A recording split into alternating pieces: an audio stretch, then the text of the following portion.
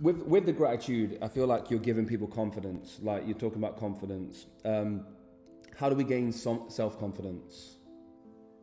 Ooh, self-confidence, huh? Or self-competence, right? Yeah. Self-competence, same thing. I Yep. mean, when I believe I'm competent at something, well, how do you do that? The word we use is supportive feedback. That is, again, it's like gratitude. When somebody tells me, I like the way you did that. By the way, it's also important to be humble and to say, thank you. How could I improve?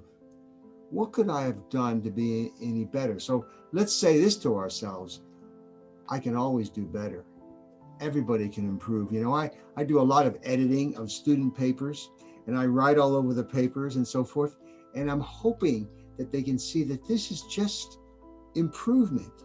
This is not somebody telling me I'm incompetent. It's simply there's always room for improvement. And of course, but that's something that's tough sometimes to realize. If I've been raised only on negative consequences, it's sometimes tough to feel competent. It's easier said. This is all easier said than done, isn't it? Yeah. Although there are simple things we can do. One of the things I was interested in is a lot of people, we get this a lot at the moment, is people dealing with fear, especially on like a journey to what they perceive to be success or a goal, achieving a goal. The talk of fear comes up quite a lot. Huh. Fear. Well, now we're back to avoiding a negative consequence, aren't we? We either work to gain a positive consequence or we work to avoid a negative consequence. Now, what about fear? Well, what's the cause of that fear? Let's get back to empowerment. Maybe I don't know exactly what to do. So maybe I don't feel empowered. Why don't you feel empowered? I'm not exactly sure what the behavior should be in this situation. So the source of fear can come from many places, but often it can simply be, I'm not sure what to do, or I'm not sure it's all worth it, man. I'm not doing all this stuff. What for? Where's the consequence? Related to what we've been talking, we can act ourselves into thinking differently, or we can think ourselves, self-talk, into acting differently. Goes both ways. So if someone says, how can I feel more competent? How about if you acted more competent?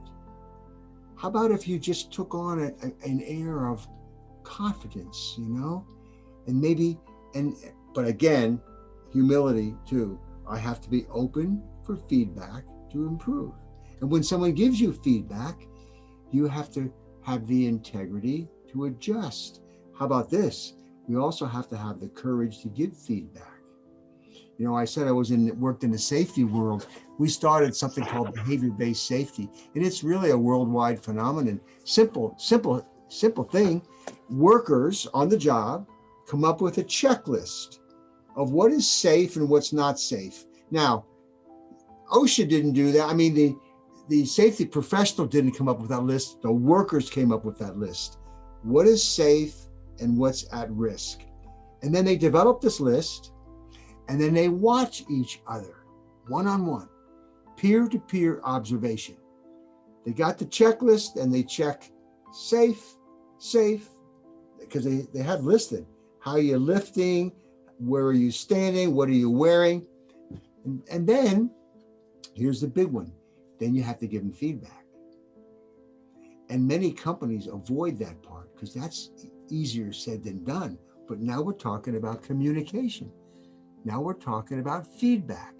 Now we're talking about helping people feel competent. So I show, thank you. You did this well. And then I get to something that was not so safe. They were at risk.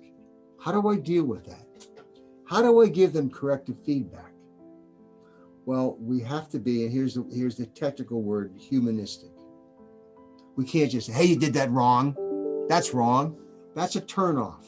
Instead, we simply have to say, is there a safer way to do this? Or why did you do it that way?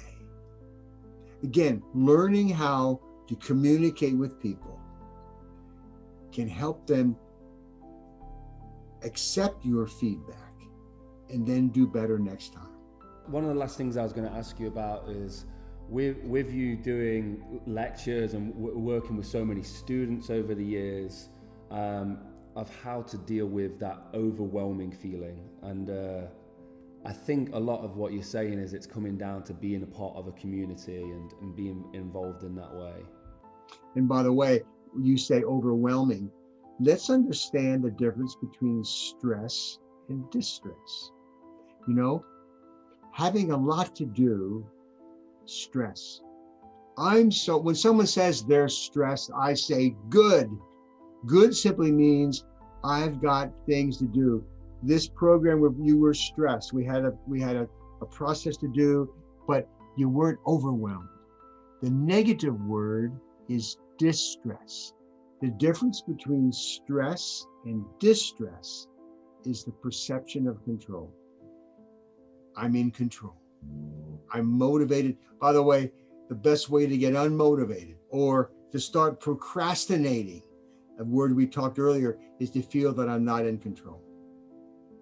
I don't have the competence to handle this. What's the answer to that? I mean, I don't have a quick fix answer to that. It's kind of like step back and start small, step by step, you know, set some goals. Anyway, my point is sometimes we do get overwhelmed and we get, the word I think about is distress. And by the way, that's science.